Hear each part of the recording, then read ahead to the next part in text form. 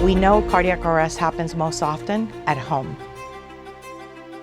Each year in our country, we lose over 350,000 people. Of those, 23,000 are children under the age of 18. Placing this amazing SaveStation in a neighborhood that has a lot of people, and so this is hopefully the start of many others. The importance of this is obviously paramount and very personal to me because of the loss of my own 10-year-old son. Back in 2004, Sean was rollerblading on the sidewalk in front of our home when he collapsed in cardiac arrest.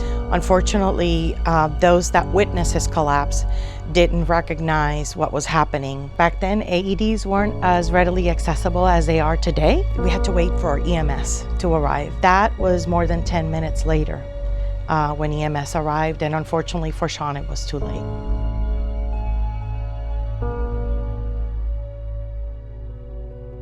We sent out an invitation encouraging neighbors to join us today for the dedication of this SaveStation, teach them hands-only CPR and how to use an AED.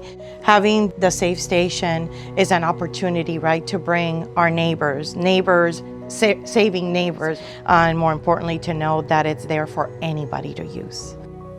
I'm a little emotional because she lost her son, but I survived. I survived because my husband knew what to do. He knew CPR. And there's nothing wrong with me today. I'm only 1 out of 10 survived cardiac arrest. And for you to take the initiative to do this is awesome. If something happens, now you guys are all prepared. We want to make sure that if there is a cardiac event in our neighborhood, that people know that this device is available 24/7.